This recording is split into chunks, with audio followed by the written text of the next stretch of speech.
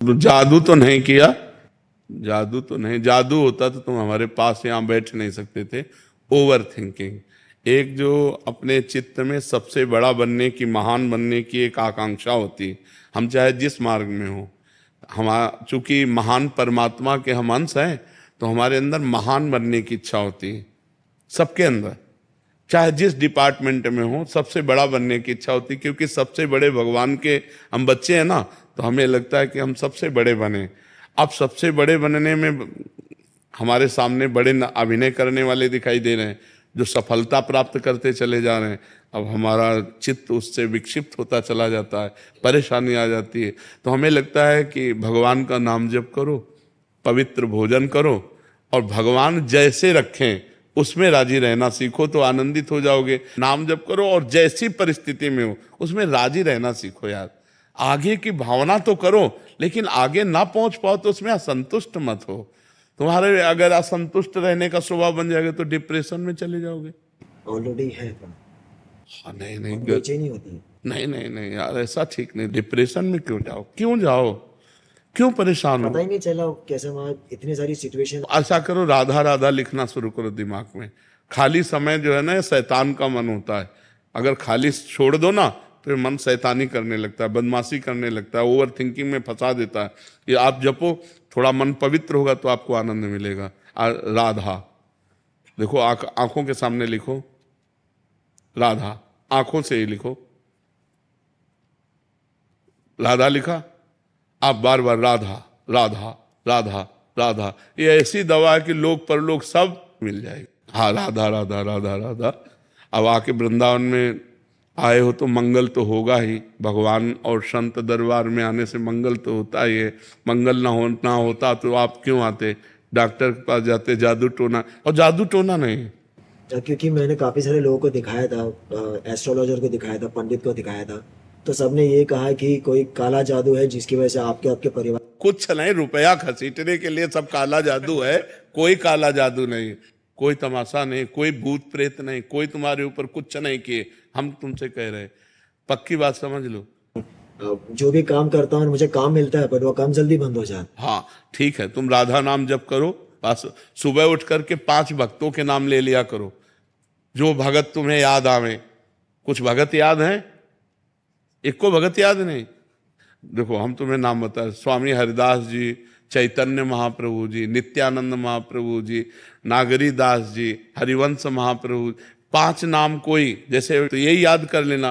5 भक्तों का सुमिरन रोज करो और राधा नाम का सुमिरन करो, और 10 15 20 मिनट व्यायाम करो। व्यायाम करते हो? अब यार नहीं, 10 15 20 मिनट व्यायाम करो, शरीर को थोड़ा अब ऐसे बुझे बुझे से यार, बुझे बुझे से जीवन बुझाने के लिए। और व्यायाम करके नाम जप करते हुए कोई ना कोई दिनचर्या में लगे रहो। फालतू मत बैठो, खाली मत बैठो। खाली हो तो शास्त्र स्वाध्याय करने लगो, ठीक है ना, और प्रसन्न मन से रहो। और आज हम तुम्हें कह रहे हैं ना, कोई जादू तुम्हारे ऊपर है, ना कोई काला जादू है, ना पीला जादू है, कोई जादू नहीं। हम तुम्हें जो बता रहे हो मान लो, कोई जादू नहीं। किसी की बात मत मानना। जो झाड़ फूक करवाए कुछ फर्क पड़ा? जब भाई ले तो फर्क क्या पड़ेगा? फिर करवाया नहीं वो। अरे यार, अगर तुम ऐसी ऐसी जगह फंस जाओगे तो नींबू की तरह निचोड़ लेंगे, होगा कुछ नहीं। केवल रुपया लेने के लिए सब होता है, कोई काला पीला जादू नहीं होता। नाम जप करो, काला पीला जादू कुछ नहीं कर सकता। ऐसे देखो, हम तुम्हें बताएं, जैसे हम तुम्हारा बुरा चाहें और तुम नाम जप कर रहे हो, तुम्हारा बुरा होना नहीं है, तो हम लाख चाहे नहीं हो सकता। अगर तुम्हारा बुरा होना है और मेरी चाह हुई और दोनों मिल गई तो तुक्का लग गया। मेरी चाह से तुम्हारा बुरा नहीं हुआ। कौन काहू के सुख दुख कर दाता, निज कृत कर्म भोग सुन भ्राता। खिलवाड़ का विषय थोड़ी, भगवान का भजन है। भगवान के अगर हम लोग ऐसे रहते हैं क्योंकि भगवत बल है, भगवान का भजन का बल है। अगर तुम दुष्टता के ऊपर उतर जाओ तो फिर हमारी, एक आया था, हमने कई बार बताया सत्संग में, वो गाड़ी से आया, वहां जूते पहन के नहीं जाया जाता था। हम बैठे थे, सैनपुर में था, तो हमने कहा कि भाई ये मोटरसाइकिल रोक, जूते पहन के क्यों आ रहा है? और 8-10 लोग बैठे थे और वो कई कत्ल किए हुए था। तो हमारी तरफ ऐसे देखा जैसे कोई मुर्गे को देखता है हलाल करने के लिए, और वो गया, जूते उतार दिए और गया। फिर आया, जूता पहना और वहीं गाड़ी से, हम कहा या गाड़ी स्टार्ट नहीं होगी, बाहर होगी। गाड़ी स्टार्ट ही नहीं हुई, उसको घसीट के ले जाना पड़ा। भगवान वचन पूरा करते ना। अब वो जो गांव के लोग बैठे थे वो घबरा गए, उन्होंने कहा महाराज आपने बहुत गड़बड़ किया, आप यहाँ 2-4 संत रहते हो, ये कितने आदमियों को काट डाला है, इसका कोई बिगाड़ नहीं सकता। गंगा किनारे की बात थी, बोले यहाँ का बादशाह है और आपने बहुत गलत जगह।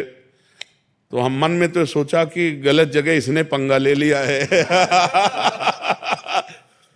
सुबह हम गंगा स्नान करके अशोक वृक्ष के नीचे, उस समय भी जटाएं थी, और शांत पद्मासन में बैठे थे कि खुर खुर पत्तों में जूते की आवाज आती है ना, मुझे लगा कोई आ रहा है। तो तुरंत कनेक्शन लगा हमका, कल वाला वो पुरुष तो नहीं है। तो ऐसे देखा तो वही था।